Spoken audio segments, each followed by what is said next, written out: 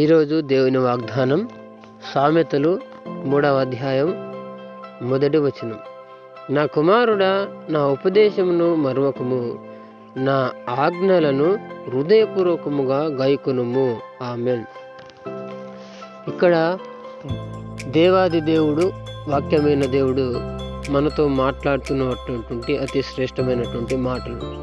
ఎందుకంటే మన యొక్క స్థితిని ఈ యొక్క వాక్యం తెలియజేస్తుంది. ఎందుకంటే మనము అనేక మార్లు దేవుని యొక్క ఉపదేశాన్ని, దేవుని యొక్క మాటలను మర్చిపోయే వారముగా, ఆ యొక్క దేవుని యొక్క మాటల నుంచి తప్పిపోయే వారంగా ఉంటామనేటువంటి మాటలను ఈ యొక్క లేఖనం ద్వారా మనము గమనించవచ్చు. కాబట్టి మనము ఎల్లప్పుడూ దేవుని ఉపదేశంలో మరవకుండా, అంటే దేవుడు మనతో ఏవైతే మాటలు మాట్లాడుతున్నాడో ఆ మాటలు మనం మరవకుండా ఎల్లప్పుడూ అవి మన హృదయమందు దాచుకోవాలి, మన హృదయమైన పలక మీద వాటిని రాసుకోవాలనేటువంటి విషయాన్ని దేవుని లేఖనం మనతో మాట్లాడుతుంది. అంత మాత్రమే కాదు, నా ఆజ్ఞలను హృదయపూర్వకముగా గైకొనుము.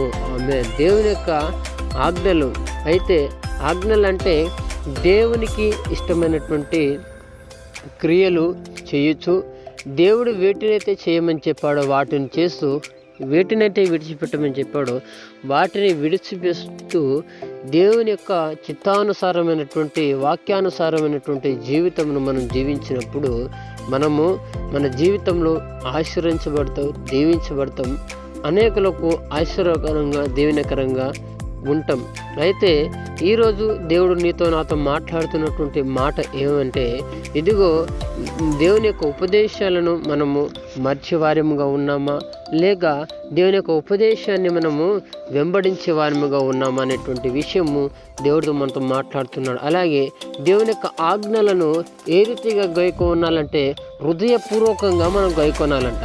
హృదయపూర్వకంగా గైకొన్నప్పుడు మనం నిశ్చయంగా దేవునితో సహవాసం కలిగి నిరంతరం దేవుల్లో మనం నడిచేవారిగా ఉంటామనేటువంటి విషయాన్ని వాక్యమైన దేవుడు మనతో మాట్లాడుతున్నాడు. ఇదిగో నిశ్చయంగా ఆ రీతిగా మనం ఉండాలని ఆ యొక్క సృష్టికర్త అయినటువంటి దేవుడు కోరుతున్నాడు. ఎందుకంటే తను మనల్ని సృజించినప్పుడే ఆ యొక్క ఉద్దేశంతోనే ఇదిగో మానవునిగా తన స్వరూపమును, తన పోలికలో మనల్ని సృజించాడు.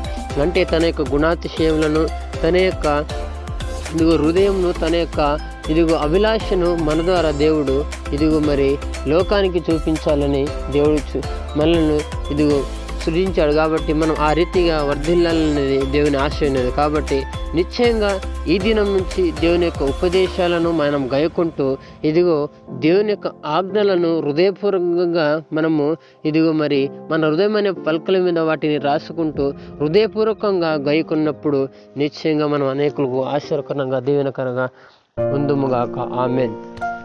పరిశుద్ధ రాజ్యముల తండ్రి, మహోన్నత మహాగణుడా, నీకు పరిశుద్ధమైన నామనికి వందనాలు, స్తుతులు, స్తోత్రాలు తండ్రి. నాయన, ఈరోజు మాతో మాట్లాడిన ప్రతి మాటను బట్టి నీకు వందనాలు, స్తుతులు, స్తోత్రాలు తండ్రి.